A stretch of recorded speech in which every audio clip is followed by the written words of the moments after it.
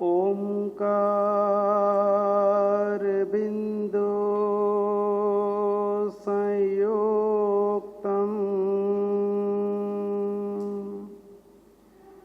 नित्यं ध्यायन्ति योगिनः कामदं मोक्षदं चैव ओंकाराय नमो नमः।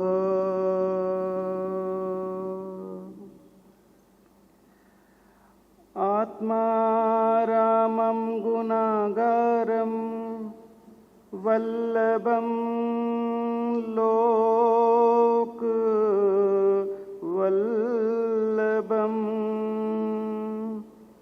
समुद्रं मोददातारम्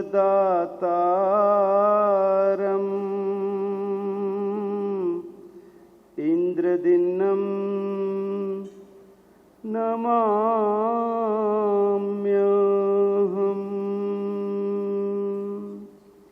नित्यानन्दं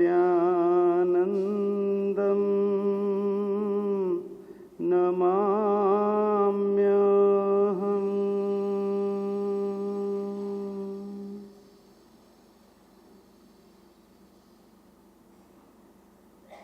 परम तारक परम परमात्मा के चरणों में अनंत अनंत वंदन।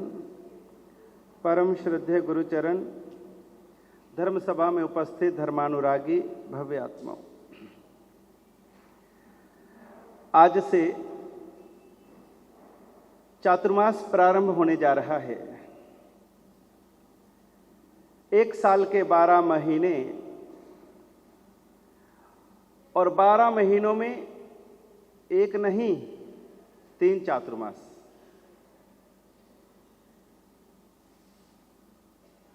अलग अलग 3 चातुर्मास होते हैं, लेकिन उसमें ये जो वर्षावास का समय है, ये विशिष्ट चातुर्मास कहा गया है।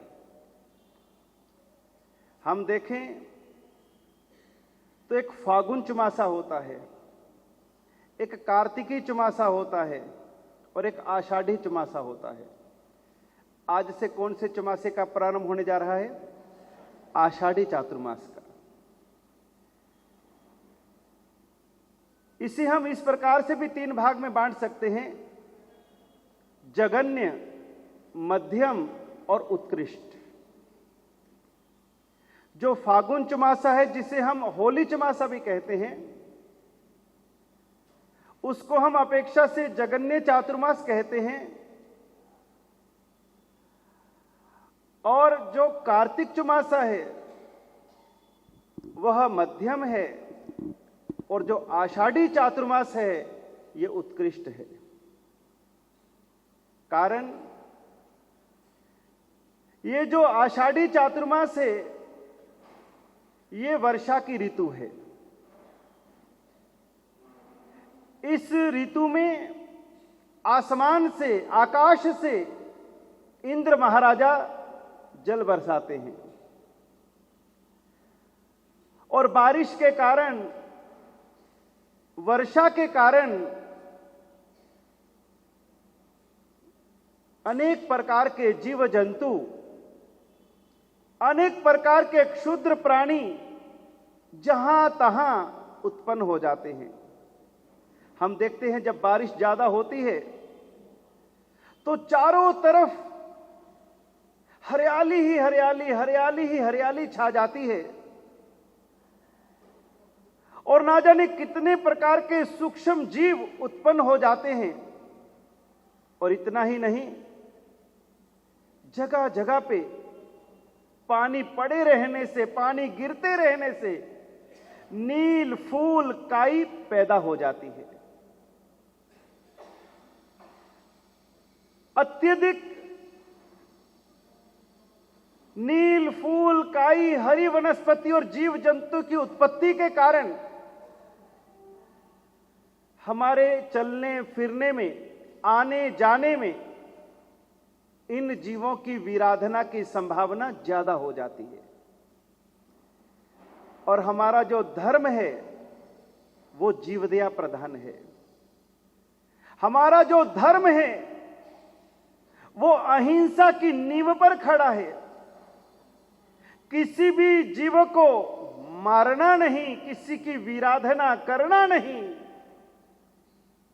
जिस प्रकार हमारे शरीर में आत्मा है उसी प्रकार दूसरों के शरीर में भी वैसा ही आत्मा है। जैसा हमें दुख होता है, जैसे हमें पीड़ा होती है, जैसे हम जीना चाहते हैं, जैसे हमें होता है कि हमें कोई दुखी ना करे, उसी प्रकार जगत के सभी जीव यही चाहते हैं कि उनको कोई दुखी ना करे, कोई पीड़ित ना करे, कोई उनकी हिंसा ना करे, कोई उनको मारे नहीं। सभी जीव जीना चाहते हैं, मरना कोई नहीं चाहता। इसी कारण अहिंसा प्रधान जैन धर्म में जीव दया के लिए, अहिंसा भगवती की पालना के लिए जिन्होंने अहिंसा व्रत को स्वीकार किया है, हमारा पहला ही व्रत है सवाओ पानाई वायो वेरमणम। मैं प्राणातिपात का त्याग करता हूं, मैं अहिंसा की आराधना करता हूं। और इस कारण से साधु साध्वी जी भगवंत जिन्होंने 5 महाव्रतों को स्वीकार किया है,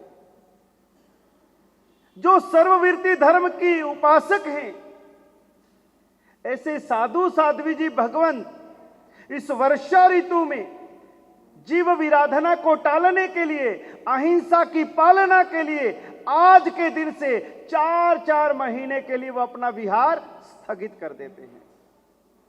क्योंकि इन दिनों में यदि हम एक गांव से दूसरे गांव जाएंगे, एक शहर से दूसरे शहर जाएंगे, तो रास्ते में ना जाने कितने कितने जीवों की विराधना संभवित है। हम चाह करके भी नहीं बचा सकते। वर्षा के कारण अक्सर हम देखते हैं कि सड़क के ऊपर, रोड के ऊपर कितने कितने मेढक, छोटे छोटे, बड़े बड़े, मोटे मोटे, वो साइड से सड़कों के ऊपर आ जाते हैं। और ऊपर से आपकी गाड़ियां जब भागती हैं, ना जाने कितने ही सर्प छोटे मोटे रेंगते रेंगते वो सड़क के ऊपर आ जाते हैं। कितने ही सूक्ष्म जीव, छोटे मोटे क्षुद्र जंतु, वो भी सड़क के ऊपर आ जाते हैं, मार्गों के ऊपर आ जाते हैं। और यदि हम चलते फिरते रहेंगे, वाहन दौड़ाते रहेंगे, आवागमन करते रहेंगे, तो क्या होगा कि उतने जीवों की विराधना हमारे द्वारा होनी संभवित हो जाती है।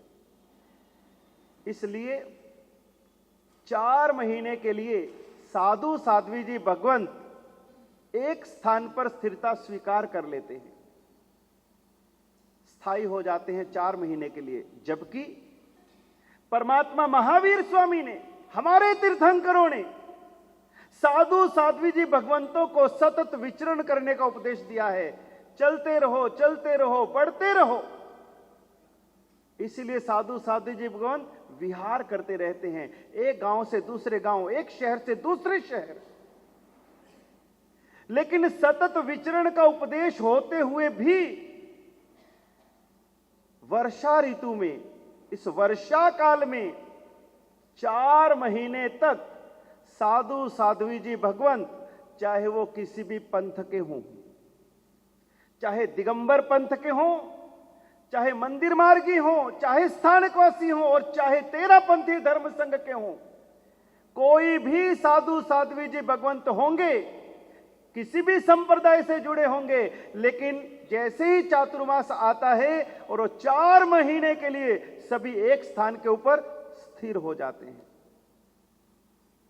इतना ही नहीं, ये नियम केवल हम साधु साध्वी जी भगवंतों के लिए ही नहीं, यहां तक कि जैन शासन को समझने वाले, जैन शासन पर श्रद्धा रखने वाले श्रावक श्राविकाओं के लिए भी यह नियम उतना ही लागू होता है। क्योंकि आप भी अहिंसा के उपासक हो। जीवदया, जयना, अहिंसा, ये हमारी भगवती है, ये धर्म की माता है। और इसलिए श्रावक श्राविकाओं को भी यदि सच में धर्म की पालना करनी है तो उनको भी इन 4 महीनों में आना जाना टालना चाहिए। कम से कम अपने गांव से, अपने शहर से हम दूसरे गांव, दूसरे शहर में इन वर्षा के काल में मत जाएं। पहले समय में राजा महाराजा भी, बड़े बड़े श्रावक भी, वह भी इस नियम का पालन करते थे। वर्षा काल में वह एक गांव से दूसरे गांव नहीं जाते थे। याद करो, कल्प सूत्र पर्वाधिराज पुरुषन के दिनों में जब हम वांचना सुनते हैं, उससे पहले जब अष्टानी का व्याख्यान आता है तो उस अष्टानी का व्याख्यान में हम चंड प्रद्योत और उदायन का प्रसंग सुनते हैं। उदायन चंड प्रद्योत से युद्ध करके और उसको बंदी बना करके जब वापस अपने देश की ओर लौट रहा था और उज्जैन से वापस लौटते समय रास्ते में वर्षा ऋतु प्रारंभ हो गई। और जैसे ही वर्षा ऋतु प्रारंभ हुई तो उदायन ने विचार किया कि अभी तो मेरा देश बहुत दूर है, मुझे तो अभी लंबी यात्रा है, लंबा प्रवास है, और दल बल सेना लश्कर सब साथ में है, लेकिन मेरा धर्म क्या कहता है, वर्षा ऋतु आ गई है और इस वर्षा काल में अब मुझे यात्रा स्थगित कर देनी चाहिए। और उदायन ने जैसे ही वर्षा काल प्रारंभ हुआ और वहीं पर उसने डेरे डाल दिए, वहीं तंबू गाड़ दिए। और जहां पर उसने डेरे डाले उस गांव का नाम दशपुर हुआ, दशपुर। और आज की तारीख में भारत में उस शहर का नाम है मंदसौर, एमपी में है मंदसौर। तो वहां पर महाराजा उदायन अपने पूरे दल बल के साथ में वर्षा काल के अंदर में रहते हैं, चातुर्मास की आराधना करते हैं, पर्वाधिराज की आराधना करते हैं, और चातुर्मास व्यतीत होने के बाद फिर वो अपने नगर की ओर आगे बढ़ते हैं। राजा महाराजा भी, हमारे जैन श्रावक भी चातुर्मास काल में एक गांव से दूसरे गांव नहीं जाते थे। लेकिन आज की तारीख में अपनी क्या स्थिति है? अभी मारवाड़ जाना पड़े, अभी यहां से चेन्नई जाना पड़े, अभी बॉम्बे जाना पड़े, पकड़ो भाई फ्लाइट, पकड़ो भाई ट्रेन, चलो पहुंचो। कहां गए हमारे नियम, कहां गए हमारे सिद्धांत?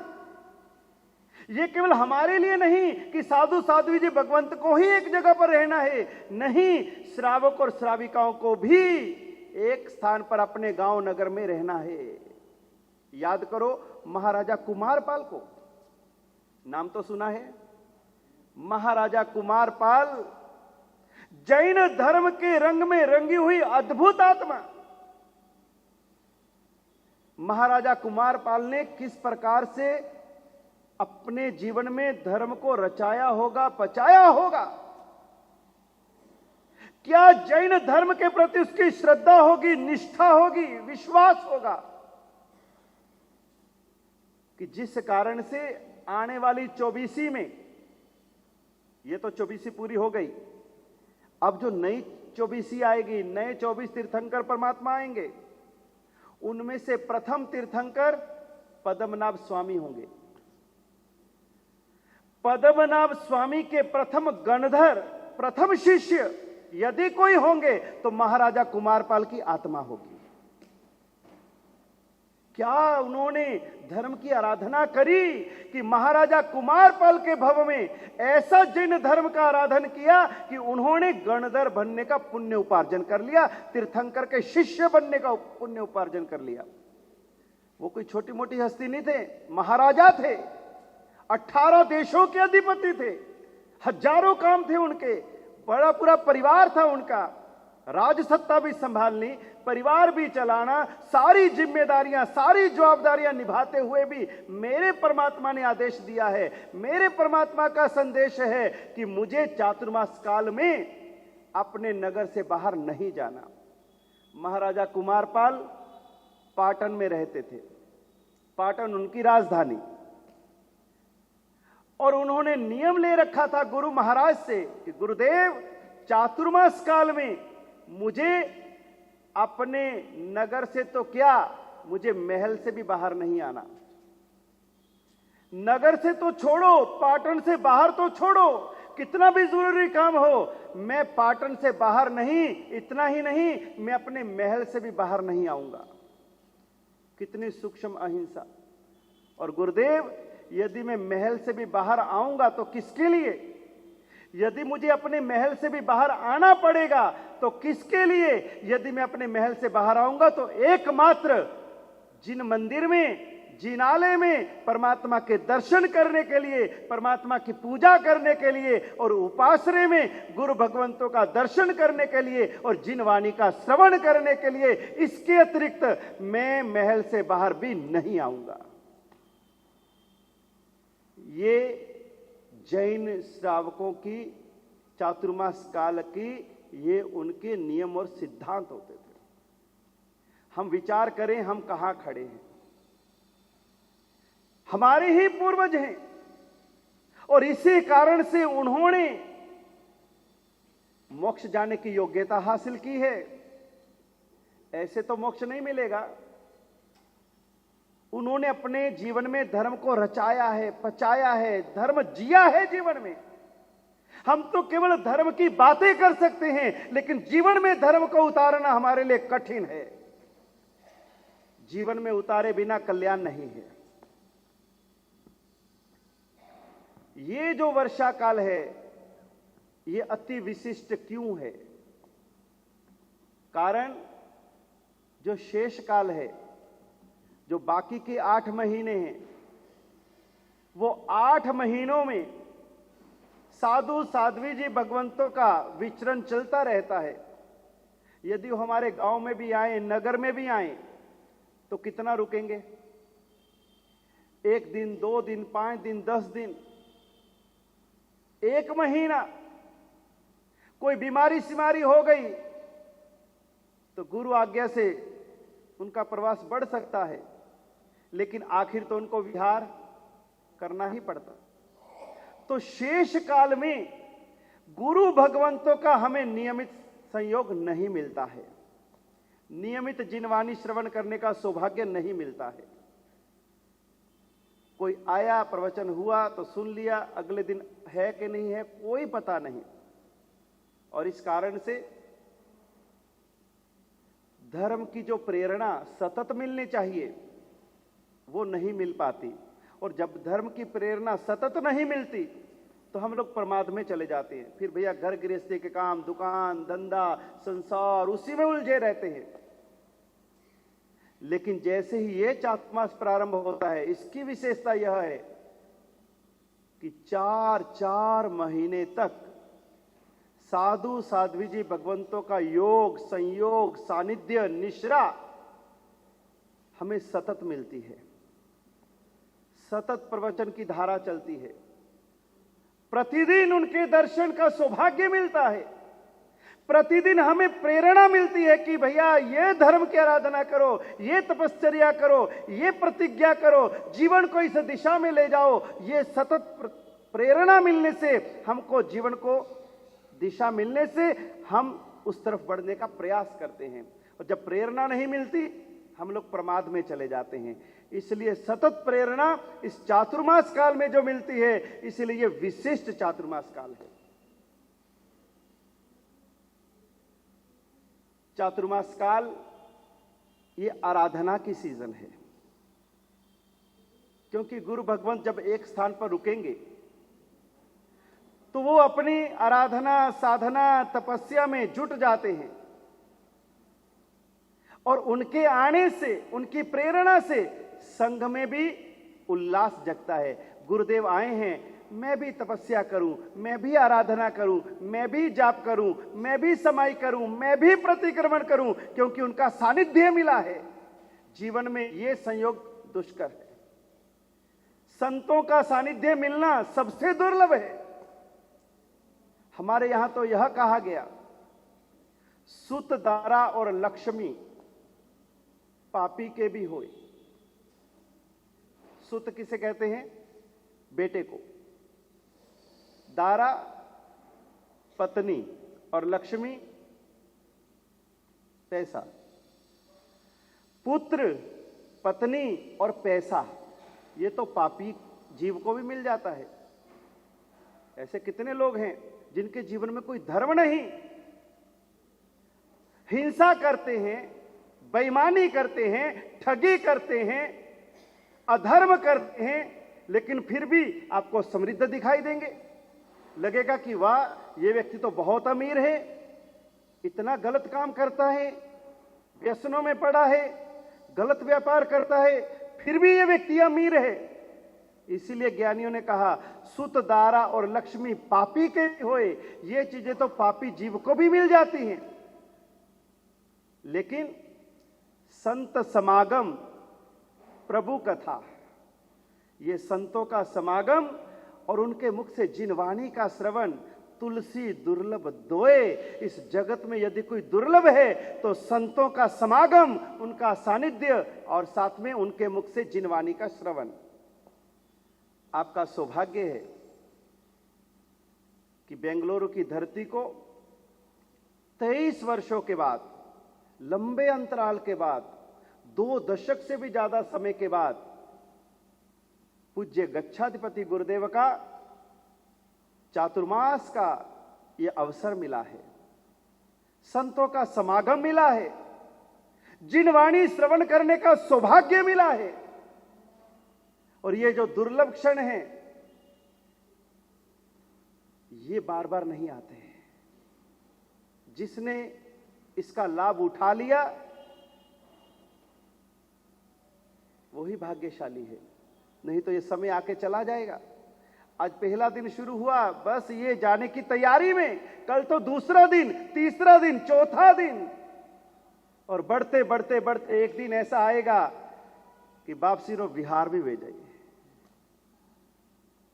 फिर हम अपने घर, अपनी दुनिया में और वापसी आ गए धर्म की गंगा लेकर के दूसरी जगह पे। वो तो जहां जाएंगे वहीं पर ज्ञान की गंगा बहाएंगे, वहीं पर धर्म की दिवाली हो जाए। लेकिन यदि हमने लाभ नहीं उठाया तो हमारे घर में अंधेरा। ये समय, ये चातुर्मास जो मिला है, इसको चूकना नहीं। 1 घंटा रोज का व्याख्यान का 1 घंटा आपको यहां पर नियमित देना है। बाकी सब काम बाद में, बाकी सारे कार्य गौण कर देना, इधर उधर एडजस्ट कर लेना, लेकिन 9 से 10 बजे का 1 घंटे का समय आप निर्धारित कर लेना कि मुझे गुरु चरणों में बैठ करके मुझे जिनवाणी का श्रवण करना है। ये एडजस्टमेंट आपको करनी है। जो तो हमारे पास रहने के लिए आए हैं वो तो इधर ही हैं, अब उनको तो इधर उधर कहीं जाना नहीं है। लेकिन जो बेंगलुरु में रहते हैं, आसपास के एरियाज में रहते हैं, उनको प्रतिदिन समय पर आना जरूरी है। यहां आने से, जिनवाणी श्रवण करने से हमारे जीवन में से दोष, दुर्गुण और दुर्भाव दूर हो जाएंगे। हमारे जीवन में जितने भी प्रकार के दोष हैं, दुर्गुण हैं, अवगुण हैं, ये ऐसा औषध है, ये ऐसा औषध है, बड़े बड़े रोगों को भी ठीक कर दे।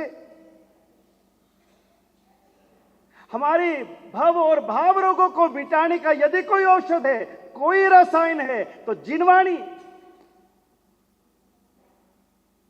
प्रभु नाम की औषधि खरा हृदय सुखाए। रोग शोक आवे नहीं, सब विपदा मिट जाए।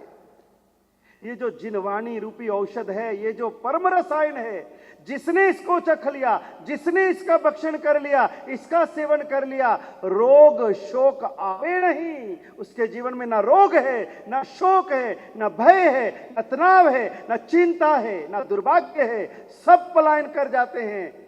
ऐसा जिनवाणी रूपी ये औषध हमें रोज ग्रहण करना है, एक दिन भी चूकना नहीं। और जो व्यक्ति एक एक आया है, वो अपने दाएं बाएं 2-4 को साथ लाने की जिम्मेदारी ले, अकेले नहीं आना। 1-2-4 को अपने साथ लाना, भैया चलो, प्रेरणा करो, दूसरों को भी इस ज्ञान गंगा में डुबकी लगाने की आपको प्रेरणा करनी है। भैया चलो, ये काम तो होता रहेगा, बाद में भी हो जाएगा, आधे घंटे बाद भी हो जाएगा, लेकिन जिनवाणी हमें सुनने जाना जाना जाना, निश्चित जाना।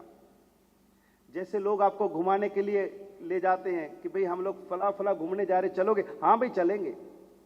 घूमने के लिए तैयार, पार्टी के लिए तैयार, होटल के लिए तैयार, सिनेमा के लिए तैयार, दोस्तों के लिए तैयार, क्रिकेट के लिए तैयार, सब चीजों के लिए तैयार। लेकिन धर्म स्थान में आना हो, हमारे तो काम घणो भाई, आज तो नहीं आ सकूं, आज तो बहुत काम पड़ा है यार, वहां जाना वहां जाना, धर्म के लिए प्रमाद, तो कैसे निस्तारा होगा भाई, कैसे कल्याण होगा? केवल बातें ही कल्याण की होंगी, जीवन में कल्याण कैसे होगा, जीवन में उद्धार कैसे होगा, जीवन में प्रसन्नता कैसे आएगी? यदि सच में केवल ऊपर से नहीं, भीतर से आनंद लेना चाहते हो, भीतर से प्रसन्न रहना चाहते हो, केवल बनावटी हंसी नहीं, दिखावटी नहीं, अपने भीतर के उस आनंद को यदि पाना चाहते हो, तो जिनवाणी श्रवण किए बिना आपको वो चाबी नहीं मिल सकती है। वो चाबी गुरु ही देंगे। गुरु उस ज्ञान के खजाने को खोलने का रास्ता बताएंगे। भैया इसलिए रोज सुनना जरूरी, रोज आना जरूरी, अकेले नहीं, अपने साथ में 8-10 को लेकर के आना है, 2-4 को लेके आना है, तभी लगेगा कि गुरुदेव आए हैं और हम उनका पूरा पूरा लाभ उठा रहे हैं। आज तो भी पहला दिन है, आज से चातुर्मास प्रारंभ होगा, आज से चातुर्मासिक आराधनाएं प्रारंभ हो जाएंगी। ये धर्म की दिवाली आज से दिए जलने प्रारंभ हो जाएंगे। आज से तप जप साधना आराधना की दीप जगमगाने लगेंगे। अब हमें विचार करना है कि गुरुदेव के सानिध्य में हमको क्या करना है। कोई तप करना है, जप करना है, समाई करनी है, प्रतिक्रमण करना है। हम कहां जुड़ेंगे? समय तो निकल जाएगा। हम 1 उपवास करें, हम 3 उपवास करें, हम 28 तप करें, सारा साल खाया, कम खाया? सारा साल इस जीव को स्वाद दिया है, जीव ने जो मांगा दिया है, जो मांगा दिया है, लेकिन यह जीव अभी तक तृप्त हुई नहीं है, फिर भूखी की भूखी है, पेट का खड्डा खाली का खाली है। इतना खिलाया ये भरने वाला नहीं है, ये जीव संतुष्ट होने वाली नहीं है। इसलिए इस जीवा इंद्रिय को जीतने के लिए एक ही उपाय है और उसका नाम है तपश्चर्या। संयमित हो जाओ, व्यवस्थित हो जाओ, अनुशासित हो जाओ, जो समय जैसा बीता वो भूल जाओ। आज से क्या करना है, अब से क्या करना है, उस पे चिंतन करो। एक एक पल को सार्थक करना है। समय कीमती, सबसे कीमती से जगत में यदि कोई पदार्थ है, यदि कोई वस्तु है, उसका नाम है समय। यदि समय का महत्व नहीं होता, समय की कीमत नहीं होती, तो स्वयं परमात्मा महावीर स्वामी अपने प्रथम शिष्य गणधर गौतम स्वामी को बार बार उन्होंने जो उपदेश दिया, एक ही सूत्र भगवान महावीर स्वामी ने गौतम स्वामी को बार बार एक ही सूत्र कहा। कौन सा? समयम गोयम मापमाए। अरे गौतम, समय मात्र भी प्रमाद मत कर, समय मात्र भी प्रमाद मत कर। ये समय महाकीमती है, महामूल्यवान है, इसको तू व्यर्थ में आलस में मत गुमा। किसको कह रहे हैं? गौतम स्वामी को। गौतम स्वामी 4 ज्ञान के धारक, भगवान महावीर स्वामी के प्रथम शिष्य, ज्येष्ठ शिष्य, प्रथम गणधर, और इतना ही नहीं 50,000 केवल ज्ञानियों के गुरु, अनंत लब्धियों के दाता, ऐसे गौतम स्वामी प्रथम गणधर को भगवान महावीर कहते हैं संयम गोयम माप माए। अरे गौतम, ये जीवन मिला है, मनुष्य भव मिला है, धर्म सामग्री मिली है, आत्म साधना मिली है। अरे गौतम, समय मात्र भी प्रमाद मत करना, नहीं तो तेरी आत्मा कहीं भटक ना जाए। कैसा परमात्मा महावीर ने गौतम को कह करके हम तक ये सूत्र पहुंचाया। गौतम स्वामी को परमात्मा ने इतना कहा तो हमको कितना कहना पड़ेगा। हम तो कुंभकर्णी नींद में पड़े हैं।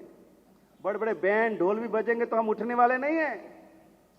कुंभकर्ण तो फिर उठ गया था, कुंभकर्ण तो फिर भी उठ गया था, लेकिन हम अभी भी पड़े हैं। कितना समय क्या सोते हुए? अनंत काल। हमारी आत्मा को इस जगत में भटकते हुए 84 लाख जीवा योनियों में, चारों गतियों में भटकते भटकते भटकते कितना समय हो गया? अनंत काल। ना जाने कितनी गतियों में, योनियों में अनंत अनंत जन्म मरण कर लिए, लेकिन अभी तक हमारा उद्धार नहीं हुआ, क्योंकि हम सोए पड़े हैं। बहुत जगाने का प्रयास किया, कितने बार गुरु भगवंतों ने हमें झकझोरा है, जगाया है, उठो उठो उठो, लेकिन वापसी पड़े रहवा दो, वापसी मजा आवे, नींद आवे, मस्त आवे। और गुरुदेव तो फिर कहते भैया ये उठने वाला नहीं है, उसको मनुष्य भव का मूल्य पता नहीं है, उसको मनुष्य भव की कीमत पता नहीं है। क्या यह मनुष्य भव वापस मिल सकता है? बहुत दुर्लभ है, बहुत दुर्लभ है, बहुत दुर्लभ है। कौन कौन सी 4 गतियां हैं? देवगति, मनुष्य गति, त्रियंच गति और नरक गति। इन चारों गतियों में सभी धर्मों ने किसको दुर्लभ बताया? मनुष्य भव को दुर्लभ बताया। मनुष्य भव को आप दुर्लभ मानते हो? आपको लगता है ये मनुष्य भव दुर्लभ है? आपको लगता है कि ये इस प्रकार का शरीर, ऐसी बुद्धि, ऐसा दिमाग, ऐसा हृदय, ऐसी सोच, ऐसा जीवन, ये दूसरे जीवों से उत्कृष्ट है? लगता है आपको मनुष्य भव दुर्लभ लगता है?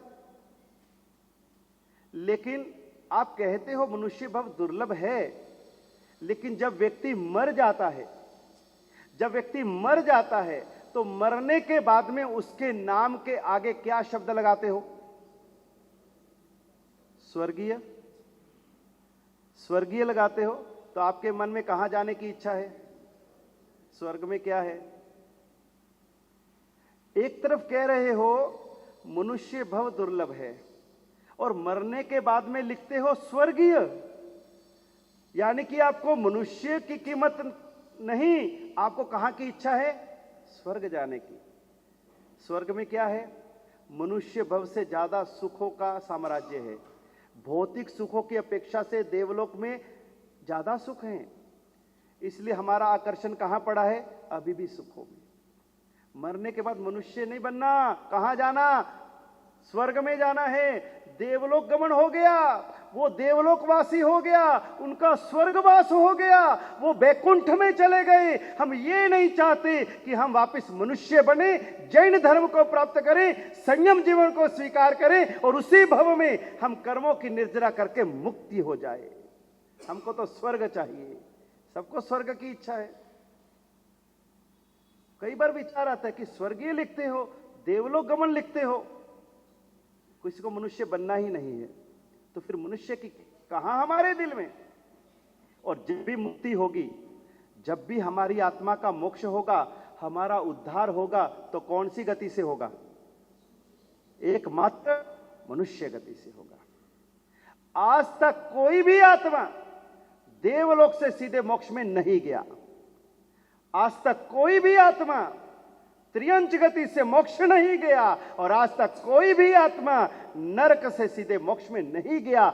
जितनी भी आत्माएं मुक्त हुई हैं, कौन सी गति से? मोक्ष गति, मनुष्य गति से। हम कौन सी गति में हैं? मनुष्य गति में हैं। ये मोक्ष का प्रवेश द्वार है। ये गति मोक्ष का प्रवेश द्वार है।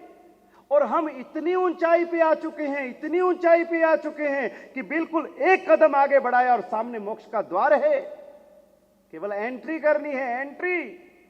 लेकिन भूल कहां हो रही है कि हम मोक्ष के प्रवेश द्वार पर आकर के भी संसार में जमे बैठे हैं, संसार में एकदम जकड़े बैठे हैं, संसार से पैर उठाना नहीं चाहते, धर्म महल में प्रवेश करना नहीं चाहते। तो क्या होगा? वहां से हमारी अवनति होगी, दुर्गति होगी, पतन होगा, नीचे गिरेंगे। इतना ऊंचा चढ़े, अनंत जन्म मरण करते करते गतियों में, योनियों में भटकते भटकते इतनी ऊंचाई हमारी आत्मा ने हासिल करी, लेकिन एक भूल के कारण से सीधा दुर्गति में।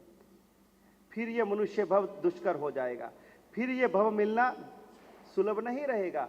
बहुत कीमती मनुष्य भव हमें मिला, जैन धर्म मिला, तीर्थंकरों का शासन मिला, ये धर्म सामग्री मिली, लेकिन यदि हमने इसका सदुपयोग नहीं किया तो कई जन्मों तक, जन्मों जन्मों तक ये सब कुछ नहीं मिलेगा। यदि चूकना चाहते हो तो आपके ऊपर, और यदि इसको सफल बनाना चाहते हो तो भी अपने ऊपर है। ये चातुर्मास काल में हमें तीरने की कला सीखनी है। हम संसार सागर में डूबे हुए हैं, अतल गहराई में पड़े हैं, रखड़ रहे हैं, उस दुखों की भट्टी में हम जल रहे हैं, भुन रहे हैं। जब ताप लगेगा, जब लगेगा, पीड़ा लगेगी, तब उसमें से छूटने का मन आएगा। लेकिन जब तक वो ताप नहीं लगेगा, संसार असार नहीं लगेगा, दुखों का दावानल यदि हमें सुलगाते हुए नहीं महसूस होगा, तब तक संसार छोड़ने का मन नहीं होगा। जब लगेगा कि नहीं, मुझे छूटना है, मुझे आत्मा का कल्याण करना है, मुझे निकलना है, मुझे मेरी आत्मा को अब आगे परमात्मा की तरफ ले जाना है, जब लगेगा ना, तब आप इस मार्ग पर आओगे। अन्यथा संसार संसार संसार। जिसको तिरने का भाव आएगा वो ही तिरने की कला सीखेगा। बाकी तो इस कान से सुना और इस कान से आउट। दो कान दिए भगवान ने, in gate out gate, entry exit. इधर से सुना, इधर से निकला। यहां से निकलने के बाद में नीचे जाओगे तो महाराज साहब ने क्या बोला था, 1 घंटे में से 1 लाइन भी ध्यान में नहीं आएगी। तो सुना क्या? फिर सुना निकला, सुना निकला, ऐसे नहीं, सुना उतरा। जब हृदय में उतरेगा तभी वो काम करेगा भैया। मन भर सुन करके कन भर भी यदि जीवन में आ गया तो हमारा उद्धार है, हमारा कल्याण है। ऐसे तो हम बहुत कुछ सीखे हुए हैं। आपको संसार की सब चीजें आती हैं, पैसा कमाना आता है, घर चलाना आता है, माताओं बहनों को रसोई की कला में निपुण है, किस प्रकार से घर गृहस्थी के कार्य करना उसमें कुशल हैं। अलग अलग प्रकार के सब कार्यों में आप। वैसे हमारे यहां पर भगवान ऋषभदेव ने पुरुषों के लिए 72 कलाएं बताई और माताओं बहनों के लिए 64 कलाएं बताई। लेकिन वो 72 कलाएं या 64 कलाएं, उससे भी बढ़कर के एक कला और है, वो है धर्म कला। जिसके जीवन में धर्म कला नहीं आई, उसके लिए क्या 72 कलाएं, क्या 64 कलाएं, कोई काम मुमकिन नहीं। सबसे पहले धर्म कला आनी जरूरी है। यदि तैरना चाहते हो, भव सागर से पार होना चाहते हो, तो एक ही कला काम आएगी जीवन में, धर्म कला। एक नदी के किनारे एक नाविक अपनी नाव लेकर के खड़ा था और उसका काम ही यही था कि जो भी यात्रिक आए उनको नाव में बिठाना और नाव खे करके उसको परले किनारे पहुंचाना। उसका धंधा था, उसका रोज का क्रम था। एक बार मौसम थोड़ा खराब चल रहा था, काली बदलियां घूम रही थी, थोड़ा सा मौसम तूफानी लग रहा था और ऐसे मौसम में यात्रिक आए ना आए कुछ पता नहीं था। लेकिन फिर भी मौसम कैसा भी हो दुकान तो खोलनी ही पड़ती है। बारिश हो, आंधी हो, तूफान हो, दुकान तो खोलनी ही पड़ती है। ग्राहक बाजार में हो या ना हो, दुकान तो खोलनी ही पड़ती है। वो नाविक समय पर अपने नाव के पास पहुंच गया, नाव में बैठा हुआ है। दूर से एक व्यक्ति आता हुआ दिखाई दिया, एकदम पैंट कोट फिट करके, एकदम बढ़िया सा सूट बूट कस करके वो आ रहा था। नाव के पास पहुंचा, नाविक से कहा, भैया मुझे परले गांव जाना है, किनारे जाना है, तो भैया मुझे नाव से उस तरफ पहुंचा दो। उसने कहा, बैठिए बाबूजी। उसने विचार किया कि अभी एक सवारी आई है, 2-4 सवारी और आ जाए तो मैं लेके जाऊं। ऑटो में बैठो तो अकेले को कभी ले जाता नहीं है, वो विचार करता है 2-4 सवारी आ जाए, जाना तो है ही है, तो क्यों ना 2-4 को लेके जाऊं। वो बेचारा रुका रहा। और वो जो व्यक्ति आया तो उसने कहा, भाई चल। उसने कहा, बाबूजी देखो मेरी ताकत तो लगनी है, मुझे नाव तो खेनी ही है, एक तो क्या 4 क्या फर्क पड़ता है, 2-4 और आ जाए सवारी, थोड़ा 10 मिनट वेट कर लो, चलेंगे अपने। ठीक है भैया। अब वो वेट करता है लेकिन कोई सवारी नहीं आई, कोई सवारी नहीं आई। उसने कहा, भाई देख कोई नहीं आ रहा, मौसम खराब हो रहा है, तू चल यहां से। उसने कहा, बाबूजी पेट के लिए ये कम करता हूं, एक सवारी से मेरा क्या बनेगा। बाबूजी 2-4 को आने दो, 2 सवारी भी आ जाए तो मैं चल पड़ूंगा, 10 मिनट और वेट कर लेते हैं। 10 मिनट और वेट करी, कोई नहीं आया। वो व्यक्ति अकेला 20 मिनट हो गए। उसने कहा कि अरे भाई तू चलेगा कि नहीं चलेगा, मेरा समय जा रहा है, मुझे पहुंचना जरूरी है, कोई आए या ना आए भैया तू लेके चल। उसने कहा, देख दूसरी सवारी का भी पैसा मैं देने को तैयार हूं, तू अब वेट मत कर, चल मुझे लेके चल। उसने कहा, ठीक है बाबूजी। उसने नाव खोली, नाव चलाने लगा। बढ़ते बढ़ते नाव पानी में आगे बढ़ी। थोड़ा आगे बढ़ने के बाद में वो जो व्यक्ति आया था उसने अपनी बैग में से अखबार निकाला, अखबार खोल के पढ़ने लगा। पढ़ते पढ़ते उसने नाविक से पूछा कि अरे भाई नाविक, एक बात तो बता, ये अखबार कभी पढ़ी है तूने। उसने कहा, बाबूजी हम तो बचपन से ही इस काम में पड़े हैं, स्कूल कभी गए नहीं, पढ़ाई कभी करी नहीं, अंगूठा छाप हैं बाबूजी, हम तो यही काम करते हैं, हमको ये क्या अखबार और क्या किताबें बाबूजी, हमको पढ़ना नहीं आता है। उस पढ़े लिखे व्यक्ति ने कहा, क्या तू पढ़ा नहीं, लिखा नहीं, कुछ नहीं जानता? अरे तेरी जिंदगी का 1/4 भाग पानी में ही गया, तेरी जिंदगी 25% पानी में चली गई। उसने कहा, बेचारा चुप हो गया। वो सामने पढ़ा लिखा विद्वान व्यक्ति बैठा था, उसके सामने क्या बोलता। थोड़ा नाव और आगे बढ़ी। उस विद्वान के मन में एक प्रश्न और आया। उसने कहा, अरे भाई नाविक, चल तू पढ़ना लिखना नहीं जानता, चल छोड़ इस बात को, लेकिन कम से कम जिस देश में तू रहता है उस देश के बारे में कुछ जानता है? इस देश के प्रधानमंत्री कौन है? यहां कौन सी पार्टी सत्ता में है? देश में क्या चल रहा है?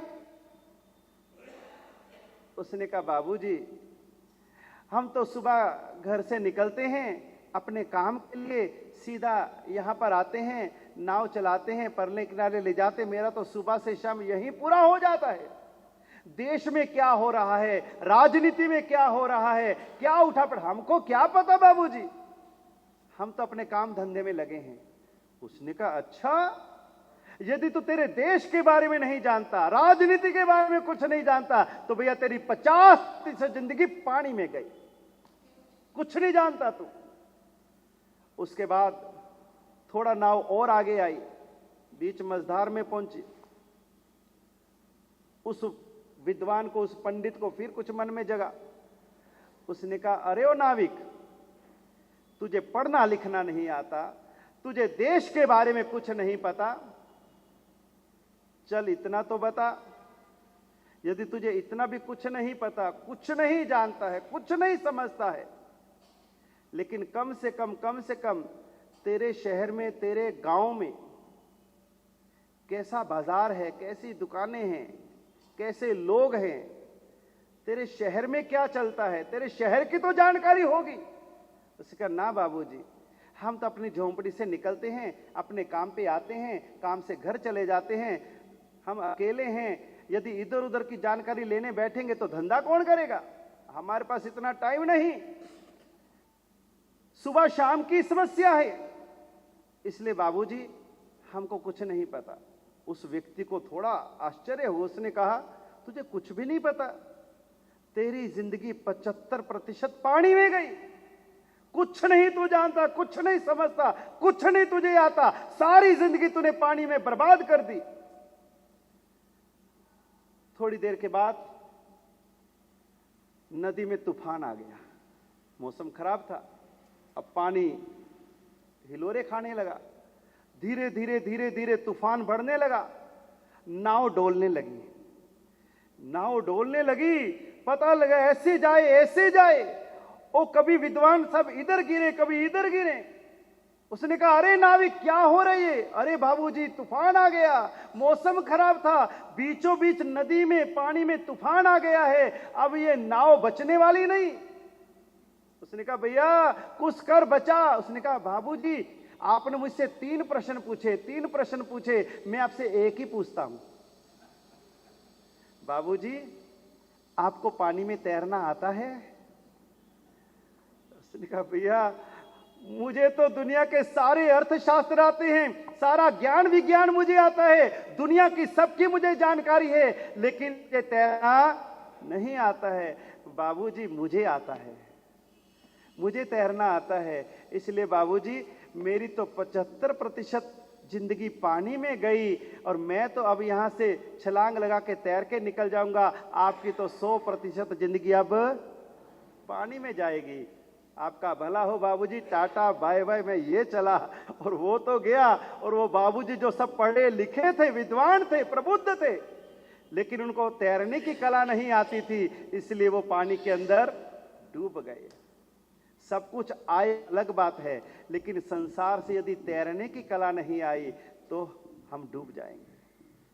संसार में ये तैरना चाहते हो तो धर्म कला सीखो, धर्म को जीवन में उतारो, धर्म को अपने जीवन में रचाओ पचाओ, इसी से उद्धार होगा।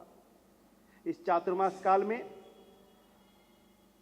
4 महीने आएंगे। पहला महीना है श्रावण का, दूसरा महीना है भादो का, महीना है आसोज का, और चौथा महीना है कार्तिक का। ये महीने हमें कुछ संदेश देते हैं। पहला महीना श्रावण का, चातुर्मास लगते ही श्रावण महीना प्रारंभ हो जाएगा, जो हमें पहला संदेश देता है चातुर्मास काल में सबसे पहले तुम श्रवण करो।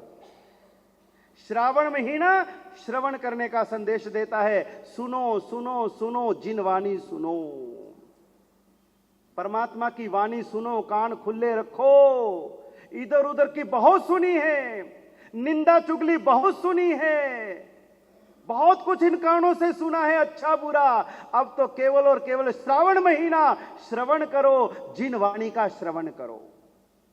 यह पहला संदेश श्रावण महीने का, श्रवण श्रवण श्रवण, श्रावण महीना श्रवण करने का संदेश देता है। उसके बाद कौन सा महीना आया? भादो। भाद्रवा महीना क्या संदेश देता है? भाद्रवा महीना कहता है कि यदि आपने जीवन में सही रूप से जिन वाणी का श्रवण कर लिया तो भद्र बनो, भद्र परिणामी बनो, सरल परिणामी बनो, जीवन में भद्रता आ जाए। अब जीवन में से वक्रता, कटुता सब चली जाए, अब भद्र परिणामी बन जाओ, सरल बन जाओ। दूसरे महीने का संदेश, भाद्रवा महीना भद्र बनने की प्रेरणा देता है। तीसरा महीना आसोज का। आसोज का अर्थ होता है आना, गुजराती में एक अर्थ होता है आना।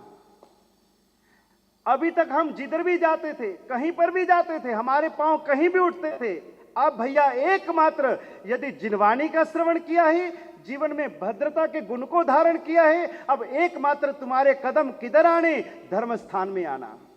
अब इधर उधर नहीं जाना। जहां पर तुम्हारी आत्मा भारी हो, बोझिल हो, दुर्गति के द्वार खुलते हो, उन दिशा में अब हमें नहीं जाना। अब तो केवल हमें धर्म मार्ग पर चलना है।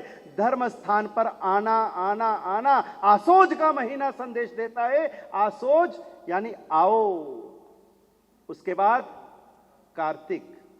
कार्तिक यानी कि अपने कर्मों को काटो। अब तुम इस चातुर्मास काल में जो सीखा, जो पाया, उससे और कुछ नहीं करना। इस कर्मों को काटने का प्रयास करो। जो काष्ठ चढ़ चुका है, कर्मों का जंग चढ़ चुका है, उसको रगड़ रगड़ करके उस काष्ठ को दूर करो और अपनी आत्मा को पवित्र करो। ये 4 महीने हमें ये संदेश देते हैं, निर्देश देते हैं। अब आपके ऊपर है कि आपको ये चातुर्मास का लाभ कैसे लेना है। अलग अलग तपस्याएं भी होंगी, आराधनाएं भी होंगी, अनुष्ठान भी होंगे। आपको उसमें कैसे जुड़ना है, कैसे लाभ लेना है। पूज्य गुरुदेव कुछ विशिष्ट चातुर्मास के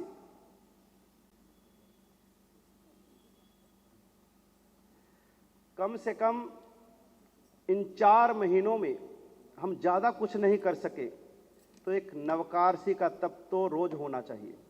सिंपल।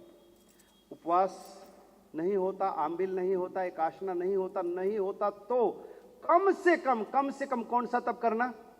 नवकारसी। जो कुछ नहीं कर सकते उनके लिए नवकारसी कब आती है? सूर्य उदय होने के 48 मिनट के बाद। भगवान को पता था, परमात्मा को पता था कि आने वाले समय में श्रावक लोग जब उठेंगे तब तक तो सूर्य सिर पे चढ़ा होगा, सब सूर्यवंशी हो जाएंगे। हम जब तक उठते हैं तब तक तो नवकारसी पोरसी सब आई होती है। तो परमात्मा को पता था कि इनको नवकारसी का कोई चक्कर नहीं कर सकेंगे, फिर भी हम नहीं करते।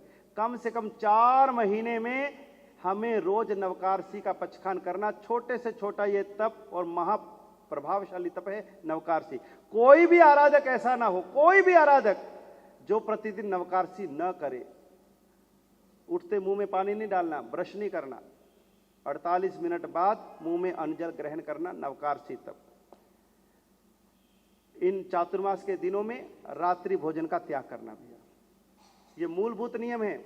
मूलभूत नियम जैन होने के जो नियम है। रात्रि भोजन नेशनल हाईवे ऑफ नरक, क्योंकि रात्रि भोजन के समय में इतनी जीवोत्पत्ति होती है, इतनी जीवोत्पत्ति होती है कि उस समय वो भोजन करने से इतना पाप का बंध होता है कि हमारी आत्मा नरक जाने जितना कर्म बांधती है और आरोग्य को भी नुकसान है। आप रात को जितना लेट भोजन करोगे, हमारे अंदर का जो सिस्टम है वो सूर्यास्त के साथ में बंद हो जाता है। जैसे फूल मुरझा जाते हैं वैसे ये सिस्टम भी मुरझा जाता है। और यदि आप भोजन करते हो वो अंदर पड़ा रहता है, फिर सो जाते हो वो भोजन सड़ जाता है। आंतें खराब, लीवर खराब, पाचन तंत्र खराब और बीमारियों का घर, डॉक्टरों को मौज।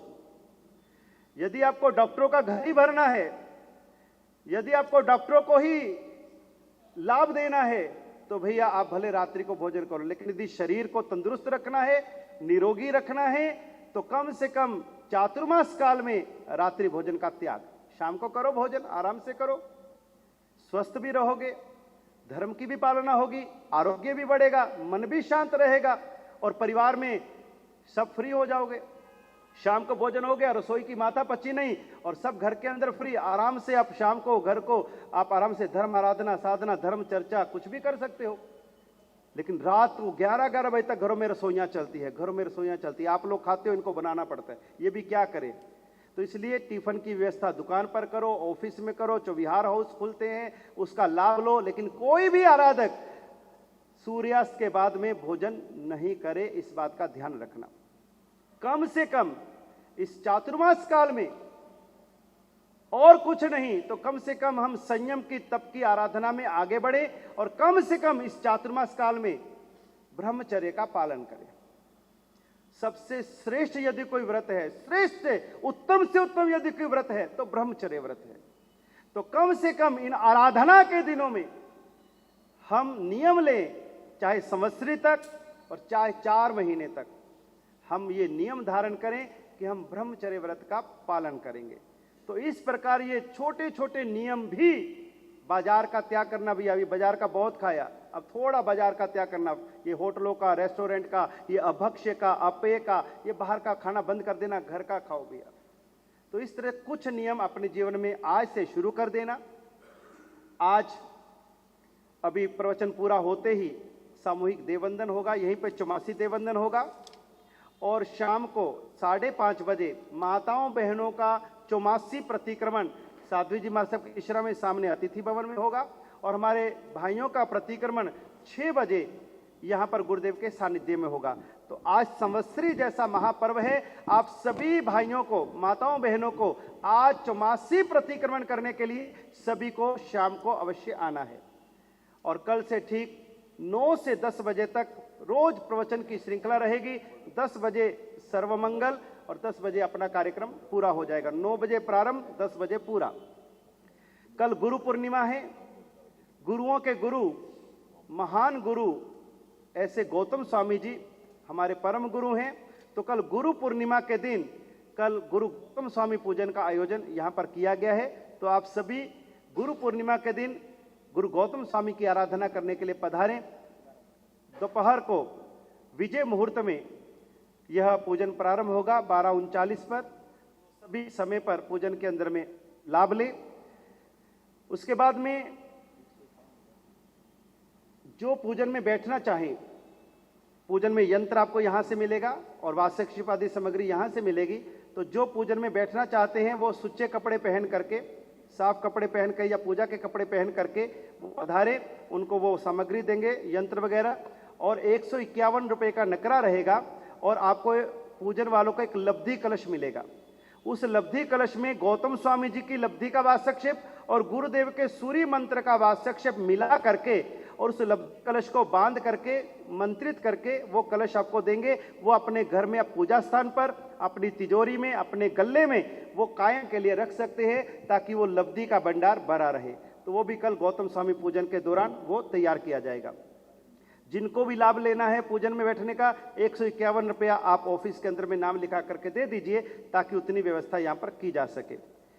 1 तारीख को शनिवार को संध्या 7 बजे यहाँ पर गुरु भक्ति संध्या रखी गई है और जयपुर से हमारे संगीत सम्राट श्री राजीव भाई विजयवर्गीय वो अपनी पूरी टीम के साथ में यहाँ पर भक्ति की धूम मचाने आ रहे हैं।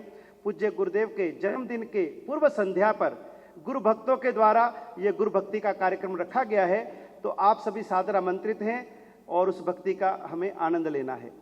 2 तारीख रविवार को श्रावणवदी चौथ है और हमारे पूज्य गच्छाधिपति गुरुदेव का पावन जन्मदिन है।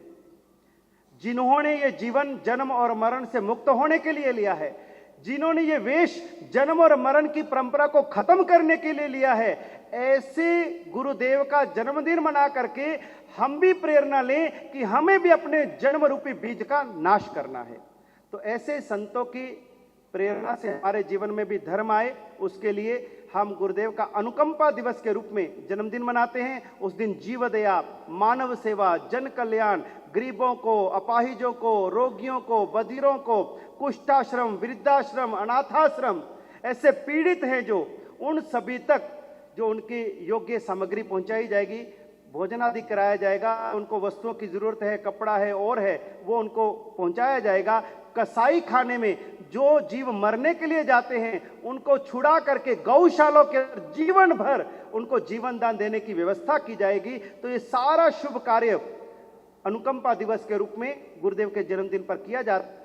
2 तारीख को सुबह 9 बजे यहां पर विशेष धर्म सभा रविवार की होगी, जिसमें कि देश भर से गुरु भक्त यहां पर आएंगे। लगभग 300 से अधिक मेहमानों के आने के समाचार प्राप्त हो चुके हैं, जो गुरुदेव के जन्मदिन पर यहां पर पधारने वाले हैं। तो आप सभी सपरिवार आमंत्रित हैं और सामूहिक तपस्या के रूप में हमारे यहां पर शत्रुंजय तप की आराधना करवाई जा रही है।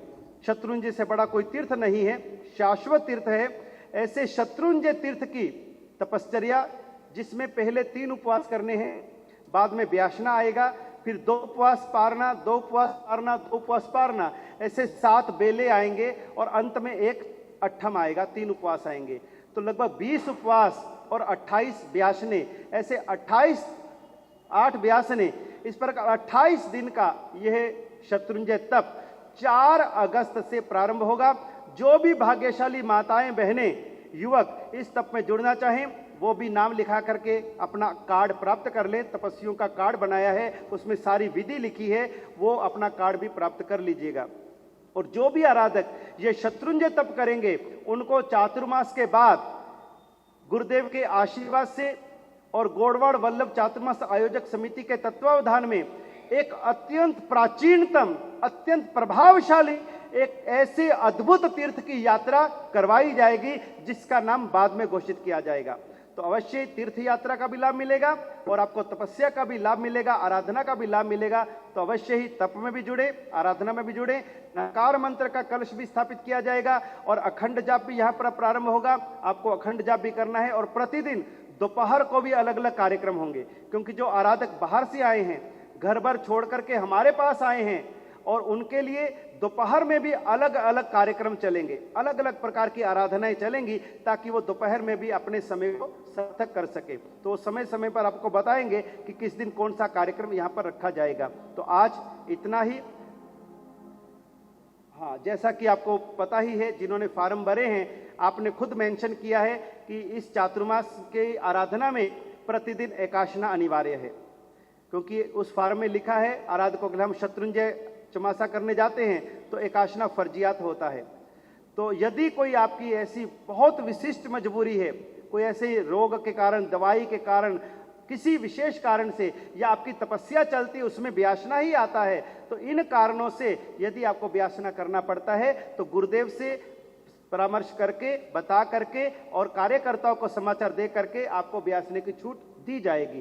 तो ऐसा नहीं है, आपको व्यासने की छूट भी मिलेगी, लेकिन कारण होना चाहिए। तो अवश्य कोई दिक्कत नहीं, आप लोग खूब आराधना करें, तपस्या करें। बाहर से कितने आराधक आए हैं, आपका वेलकम है, स्वागत है कि आप हमारे साथ यहाँ पर चमासा करेंगे और यहाँ पर आराधना करेंगे। कोई भी दिक्कत हो आप अवश्य कार्यकर्ता को बताएं। आप यहाँ पर खूब आराम से आराधना करें और खूब घर से, परिवार से अब थोड़ा सा विमुख हो गए। ये नहीं यहाँ से उठे घर जाके बहू रानी वो काम हो गया कि नहीं, वो पोता आया कि नहीं स्कूल से और सब ठीक है ना, उस चक्कर में मत बढ़ना कि यहाँ से घर ही फोन करते रहो, आपका मन घर में ही बैठा रहे। तन से यहाँ, मन से घर रहो। तो भैया ऐसी आराधना मत करना। अब तन, मन, आत्मा सब यहाँ पर रख करके आप आराधना करना। कोई मिलने भी आए तो भैया घर गृहस्थी की बात मत करना। अब बिल्कुल उनसे आप 50 दिन के लिए आप निवृत्ति स्वीकार कर लेना भैया। बहुत मोह में रहे हो, बहुत घर के जंजाल में रहे हो, अब अवसर मिला है, थोड़ा निस्सी करके और आप यहाँ पर आराधना करें। और कोई आए तो कोई पूछे सुख चाहता है तो क्या जवाब दोगे? देव गुरु फसाए। देव गुरु फसाए नहीं, फसाया नहीं आपको, देव गुरु फसाए। उनकी कृपा से, उनके प्रसाद से सुख चाहता है। तो हम जूठा नहीं छोड़े, समय पर आएं, समय के पाबंद रहें। जहाँ से हम मंदिर जी भी जाएं तो व्यवस्थित हम उठे बैठे, अपनी कुर्सियाँ बिल्कुल व्यवस्थित रखें, अपने कमरे को व्यवस्थित रखें, सारी चीज़ों को व्यवस्थित रखें, पानी आदि का ध्यान रखें। 2 काल का पानी रहेगा तपस्वियों का। सब चीज़ों का विवेक, जाना, जागृति, यही धर्म है। कहीं पर भी हमारे से भूल ना हो, स्खलना ना हो, इस बात का ध्यान रखें। समय पूरा हुआ। जिन आज्ञा विरुद्ध कुछ कहने में आए हो तो मिच्छामि दुक्कडम। हाँ जी, पचखान ले लीजिए। आज 84 चौथ है, जिनको भी आज उपवास है पचखान। और साथ में आज से 3 उपवास का करी चालू हो रहा है। सांकली अट्ठम चलेंगे और जो भी सांकली अट्ठम में नाम लिखाएंगे उनका अलग से बहुमान होगा।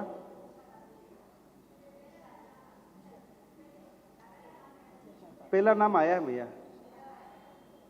आप साध्वी जी को नाम लिखाते जाना, वो एक के बाद एक क्रम से लिखते जाएंगे। जिनको भी सांकली अट्ठम में नाम देने हैं, आवाज गई। हाँ जी, पहला अट्ठम किसका है? निशा तातेड़, पहला अट्ठम का नाम आ गया है। अपने नाम दे देना तो साध्वी जी डेट वाइज आपको बता देंगे कि किसका अट्ठम कब आ रहा है। और ये 50 दिन तक, संवत्सरी तक अपने चलाना है। तो उस सबसे अपने हाँ 2 भी हो जाएंगे तो दिक्कत नहीं, एडजस्ट कर लें। पहले तो एक तो नाम आए, और इसके साथ में रोज का आम्बिल होना जरूरी है। रोज का एक आम्बिल तो होना ही चाहिए। मंगलकारी यह आम्बिल होता है। हमारी ये आराधना, हमारा ये चुमासा एकदम मंगल में हो, इसके लिए रोज एक आम्बिल होना मिनिमम। उसका भी नाम आप दे देना कि पता रहे। और जो भी आप अगर अधिक आम्बिल करने वाले हों तो वो भी बता दीजिए, ताकि वहाँ पर व्यवस्था रहे कि आज 5 आम्बिल है, 10 आम्बिल है, 15 आम्बिल है, तो वह व्यवस्था करने वाले को पता रहे कि कितनी आम्बिल की रसोई बनानी है।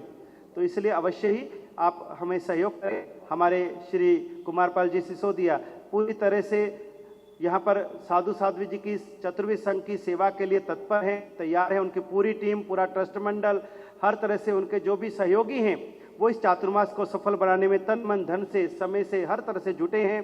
तो अवश्य ही हम उनको सहयोग करें और सभी कार्यों को सफल बनाएं। पचखान उपवास, 3 उपवास, 2 उपवास, 1 उपवास, 24 हार, 23 हार, पानहार।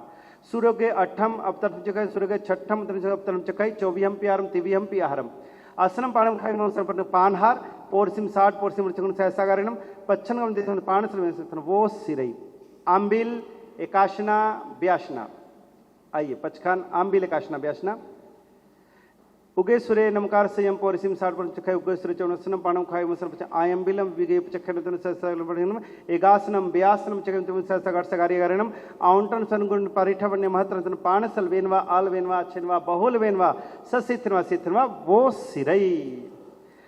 हमारे गोड़वाड़ वल्लभ चातुर्मास आयोजक समिति के चेयरमैन श्री BL भंवरलाल जी साहब रांका, हमारे इस चातुर्मास समिति के आप अध्यक्ष हैं, चेयरमैन हैं। आपके नेतृत्व में ये पूरे चातुर्मास की आराधना साधना यहाँ पर प्रारंभ हुई है। आज यहाँ पर पधारे हैं।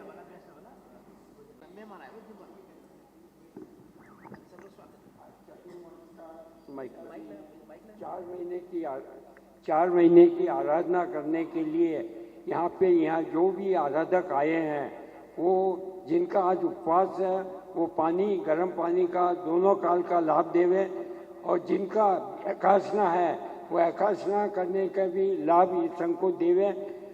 इसके पश्चात जो बाहर गांव से पधारे हुए मेहमान हैं उनकी भी साधन में भक्ति की व्यवस्था यहाँ रखी गई है, तो साधन में भक्ति का लाभ देके पधारे।